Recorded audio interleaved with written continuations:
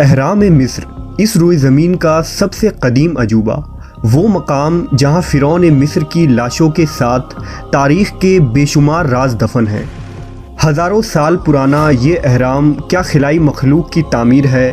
کیا یہ اہرام طوفان نوح کے وقت بھی موجود تھا؟ حضرت موسیٰ علیہ السلام کے وقت کے فرعون سے اس اہرام کا کیا تعلق ہے؟ آج ہم اس ویڈیو میں اہرام مصر کے پر اسرار معلومات اور رازوں سے پردہ اٹھائیں گے۔ مصر قدیم دور کا ایک ایسا ملک ہے جو اپنے اندر دفن پر اسرار رازوں اور حیرت انگیز تعمیرات کی وجہ سے مشہور ہے۔ ان تعمیرات میں مصر کا اہرام سر فہرست ہے۔ آپ کو یہ جان کر حیرت ہوگی کہ پیرامڈ صرف مصر میں ہی نہیں بلکہ دنیا کے ہر علاقے میں موجود ہے۔ چین سے لے کر شمالی امریکا اور مصر سے لے کر ہندوستان تک، یہاں تک کہ سمندر کے اندر بھی اہراموں کے شکل میں کئی عمارتیں دریافت ہوئی ہیں۔ مصر میں 100 سے زیادہ اہرام موجود ہیں، جن میں قاہرہ کے غزہ کے مقام پر 3 اہرام دنیا کے عجائبات میں پہلے نمبر پر شامل ہے۔ یہ اہرام دراصل قدیم مصر کے ان فرعونیوں کا مقبرہ ہے جو خود کو خدا قرار دیتے تھے اور مصر پر حکومت کیا کرتے تھے۔ ان اہرام کو ان فرعونیوں نے ہی تعمیر کروایا تھا تاکہ مرنے کے بعد وہاں ان کی لاشوں کے ممی کو محفوظ کیا جا سکے۔ ہر فرعون مصر اپنے لیے الگ اہرام تعمیر کرواتا اور اس کے مرنے کے بعد اس کے لاش کو ممی بنا کر ان اہرام کے نچلے حصے میں دفن کر دیا جاتا تھا۔ مصریوں کا یہ عقیدہ تھا کہ مرنے کے بعد انسانوں کا دوسرا جنم ہوتا ہے جو اسی دنیا میں دوسرے شکل میں پیدا ہوتے ہیں، لہٰذا ان فرعونیوں کے ساتھ ان کے تمام ساز و سامان اور خزانوں کو بھی ان مقبروں میں دفن کر دیا جاتا تھا۔ آج ان عظیم الشان اہرام کو دیکھ کر ذہن میں سب سے پہلے یہ سوال پیدا ہوتا ہے کہ آخر اتنے بڑے اہرام کو کس زمانے میں کیوں اور کیسے بنایا گیا ہوگا؟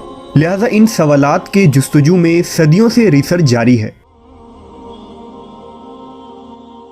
پیرامڈس کے متعلق سب سے پہلے ہیروڈوٹس نے اپنی کتاب میں لکھا تھا، جس نے تقریباً 450 قبل مسیح میں مصر میں قدم رکھا، اور اس نے وہاں کے مقامی گائیڈ کے ساتھ وہاں کے تمام اہرام کا اندر سے جائزہ لیا۔ اس نے اپنی اس پوری تحقیق کو ایک کتاب میں لکھا۔ ہیروڈوٹس کے مطابق 2 لاکھ مزدوروں نے مل کر خوفو کے اس عظیم پیرامڈ کو 20 سالوں میں مکمل کیا تھا۔ اس تعمیر میں ہر گھنٹے 2 سے 3 پتھر لگائے جاتے اور اس طرح 30 لاکھ پتھروں سے اس عظیم پیرامڈ کی تعمیر مکمل ہوئی۔ کہتے ہیں کہ قدیم دور سے ہی مصریوں کی مقامی آبادی ان اہراموں کے قریب نہیں جاتے تھے، یہاں تک کہ وہ ان اہرام کے قریب سے گزرنے پر بھی احتیاط کیا کرتے تھے، کیونکہ ان کے عقائد کے مطابق یہ دیوتاؤں اور فرعونیوں کا مسکن تھا جہاں ان کی روحیں رہا کرتی تھیں۔ سوچنے والی بات یہ ہے کہ ان عظیم اہراموں کو 3500 سال قبل کیسے تعمیر کیا گیا ہوگا جب ٹیکنالوجی اور مشین بھی موجود نہ تھی، جبکہ آج کے جدید مشینوں کا سہارا لے کر بھی ایسے پیرامڈز بنانا ناممکن ہے۔ یہ اہرام 13 ایکڑ زمین پر پھیلا ہوا ہے جس کی بلندی 450 فٹ ہے۔ پیرامڈ کی تعمیر میں استعمال کیے گئے ہر پتھر کا وزن 2.5 ٹن سے 3 ٹن تک ہے۔ ان پتھروں کو کیسے تراشا گیا ہوگا اور ان بھاری بھرکم پتھروں کو تراشنے کے بعد اتنی اونچائی تک کیسے پہنچایا گیا ہوگا؟ کیا یہ انسانی ہاتھ کر سکتے ہیں؟ کیا اتنے بڑے بڑے پتھر اتنی اونچائی میں چڑھانا اور انہیں فٹ کرنا ممکن ہے؟ ایکسپرٹس کے مطابق ان اہرام کو بنانے میں ایسے میتھمیٹیکل پرنسپل کا استعمال ہوا ہے کہ جب اس پیرامڈ کو بنانے کا کام ایک سپر کمپیوٹر کو دیا گیا تو اسے مکمل کرنے میں اس کمپیوٹر کو پورے 1000 گھنٹے لگ گئے۔ ان پیرامڈس کی ایک حیرت انگیز بات یہ ہے کہ ان تمام اہرام کا درجہ حرارت زمین کے ایوریج ٹیمپریچر کے برابر یعنی 20 ڈگری سیلسیس رہتا ہے۔ باہر چاہے گرمی ہو، سردی ہو یا آندھی طوفان، اہرام کے اندر کا موسم کبھی نہیں بدلتا۔ محققین کے مطابق دراصل پیرامڈ علم نجوم کے ماہرین کے لیے بنائے گئے تھے۔ بعض کہتے ہیں کہ پیرامڈ زلزلوں کو روکنے کا کام کیا کرتے ہیں، اور چند سائنٹسٹ کا یہ بھی ماننا ہے کہ پیرامڈ دراصل پاور پلانٹ ہے جسے قدیم مصری لوگ توانائی حاصل کرنے کے لیے استعمال کیا کرتے تھے۔ साल 1987 में इलेक्ट्रिकल इंजीनियर और इन्वेंटर डॉक्टर जो पार्क ने ग्रेट पिरामिड पर जाकर कुछ तजुर्बे किए, जिसमें उन्होंने पिरामिड के इलेक्ट्रिकल, मैग्नेटिक और रेडियो एक्टिव एनर्जी को नापा और ये नतीजा निकाला कि उन अहराम के आसपास एक एनर्जी फील्ड है जिससे हाइपर स्पेस में जाया जा सकता है। फिजिक्स की थ्योरीज भी ये कहती है कि इस कायनात के कुल 6 डायमेंशंस हैं और ये डायमेंशन अपने आप में एक अलग दुनिया है जहां उन पिरामिड्स के ज़रिया सफ़र किया जा सकता है, जो ये साबित नहीं कर पाए। लेकिन मरने से कबल वो ये कहा करते थे कि अगर हम पिरामिड के राज को जान गए तो पिरामिड को एक टाइम मशीन के तौर पर इस्तेमाल किया जा सकता है। साल 2020 में स्पेस एक्स और टेस्ला के मालिक एलॉन मस्क ने अहराम मिस्र को लेकर ये दावा किया कि उन्हें एलियंस ने बनाया है, जिसके बाद इंटरनेट पर तरह तरह की चर्चाएं शुरू हो गई थी। इस तरह एलियंस पर रिसर्च करने वाले एक ग्रुप ने ये भी दावा किया कि अहराम मिस्र में दफन लाशें मार्स से आए खिलाई मखलूक के हो सकते हैं।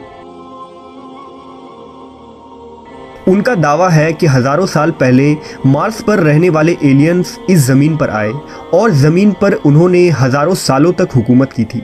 लिहाजा उनके एहतराम और तौक़ीर में उनके मौत के बाद लोगों ने उनके लाशों को दफनाने के लिए उन अहराम की तामीर की और वहाँ उनके मकबरे बनाए।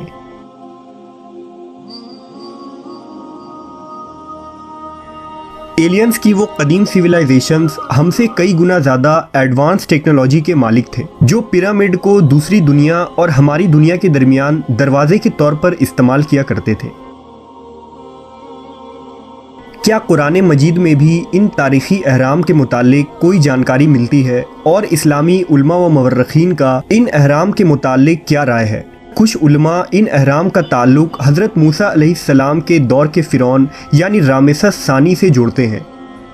सूरह क़सास की आयत 37 में बयान हुआ कि फ़िरौन ने कहा कि ए अहले दरबार, मैं अपने सिवा किसी को तुम्हारा खुदा नहीं मानता, तो हामान से कहो कि मेरे लिए गारे को आग लगवा कर ईंटें पकवा दो, फिर उससे एक ऊंचा महल बनवाओ ताकि मैं मूसा के खुदा की तरफ चढ़ जाऊं, और मैं तो उसे झूठा समझता हूँ।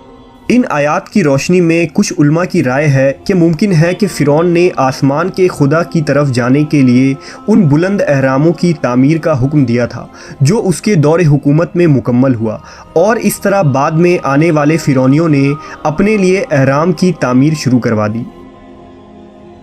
मशहूर तारीख़दां अल मसूदी ने अहरामों के बारे में लिखा था कि अहराम मिस्र की तामीर तूफ़ान नूह से पहले एक बादशाह ने की थी जिसका नाम सौरेट था, जिसे यहूदी इन्नोक के नाम से पुकारते हैं। कहा जाता है कि इन्नोक सितारों के इल्म के माहिर थे, जिन्होंने अपने इल्म के ज़रिया तूफ़ान नूह की पहले से पेशन गोई कर रखी थी। इसलिए इस बड़ी तबाही से बचने के लिए उस बादशाह ने अहरामों की तामीर की, जिसमें उन्होंने अपने तमाम ख़जाने और अपनी इल्मी तहरीरों को रख दिया था। अहराम मिस्र के मुतालिक हिंदुस्तान के मशहूर आलिम दीन इमाम अहमद रज़ा ख़ान बरेलवी की तहकीक भी काबिल ज़िक्र है। इमाम अहमद रज़ा की तसनीफ़ अल मलफूज़ जो 1338 ईस्वी में शाये की गई थी, उसमें उन्होंने मिस्र के उन अहराम का तज़किरा किया है और लिखा है कि उन अहराम की तामीर हज़रत आदम अलैहिस्सलाम से 14,000 बरस पहले हुई। हज़रत नूह अलैहिस्सलाम की उम्मत पर जिस वक्त अज़ाब तूफ़ान नाजिल हुआ तो ज़मीन से पानी उबल पड़ा और तमाम ऊंची ऊंची इमारतें सैलाब में डूब गईं। इस तूफ़ान में सिर्फ 2 इमारतें मसल गुंबद और मीनारा बाकी रह गई थीं, जिन्हें कुछ नुकसान न पहुंचा। उस वक्त रोए ज़मीन पर सिवाय उन 2 इमारतों के और कोई इमारत न बची। इमाम अहमद रज़ा के मुताबिक उन इमारतों में से एक इमारत अहराम मिस्र था, जिसकी तामीर इंसानों ने नहीं बल्कि हकीकतन कौम जिन्नात ने की थी। इमाम अहमद रज़ा ने इल्मुल हिसाब और इल्म फ़ल्कियात के ज़रिया जिन्नातों की पैदाइश, जिन्नात की तामीरी अमल और सितारों की चाल और उससे मिस्र की इमारतों की तारीख़ का अंदाज़ा लगाया है। ये एक बेशकीमत तहरीर है जिसकी बुनियाद पर उन अहरामों की तारीख़ और तामीर के तहकीक के लिए नए दरवाज़े खोले जा सकते हैं। अहराम मिस्र आज भी साइंसदानों के लिए एक पहेली है जिस पर रिसर्च जारी है। इन पिरामिड्स में मौजूद सैकड़ों दरवाजे और मकबरे ऐसे हैं जिनकी दरियाफ्त अब तक बाकी है। तो क्या मुस्तकबिल में इन अहरामों से किसी ऐसी चीज़ की दरियाफ्त मुमकिन है जो इंसानी जहन को दंग कर सकती है? क्या ये अहराम सिर्फ फ़िरौनियों के मकबरे हैं या किसी कदीम तहज़ीब के एडवांस टेक्नोलॉजी का हिस्सा? शायद इंसानी जहन अभी इस मकाम पर नहीं पहुंचा कि उन अहरामों के मैकेनिज़्म को समझ पाए, लेकिन क्या होगा जब उन अहरामों की सच्चाई हमारे सामने आएगी? क्या इंसानी अक़ल इन पुरअसरार राज़ों को जानने के लिए तैयार है?